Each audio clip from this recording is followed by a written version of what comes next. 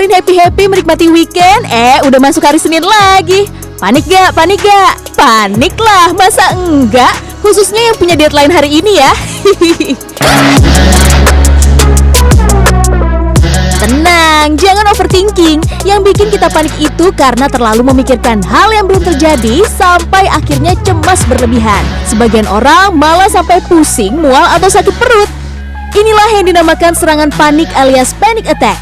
Kondisi ini biasa dirasakan oleh orang dewasa dan para pekerja yang punya banyak beban dan tekanan dalam kehidupan sehari-hari.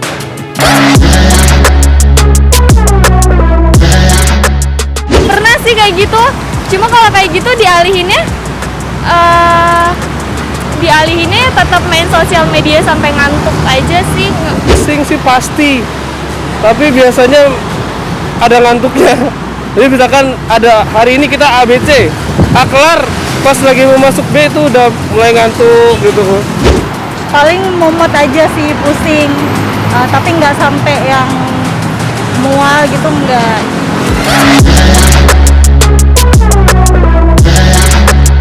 Kalau ngatasinnya main sama teman, terus me time healing sendiri, atau main sosial media. Ini karena udah kekuras, ngantuk gitu. Biasanya ngopi dulu sih kalau udah begitu. Cara ngatasinnya ya biasanya kerjanya diselesain dulu gitu, habis itu. Gejala panic attack bisa beragam, mulai dari kecemasan dan ketakutan yang juga berdampak pada sakit fisik seperti pusing, perut mulas, jantung berdebar kencang, hingga yang paling parah bisa sesak nafas, muntah, hingga pingsan. Untuk itu, penting bagi Anda mengetahui penyebabnya dan cara mengatasinya.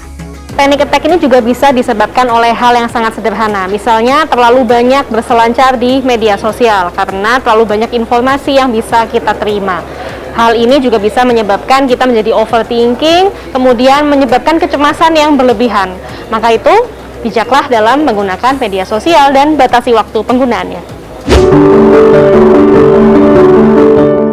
Selain itu, panic attack disebabkan oleh berbagai faktor seperti kimiawi, genetik, serta traumatik. Panic attack juga bisa berdampak panjang dan membutuhkan penanganan khusus, baik konseling dengan psikolog maupun secara medis.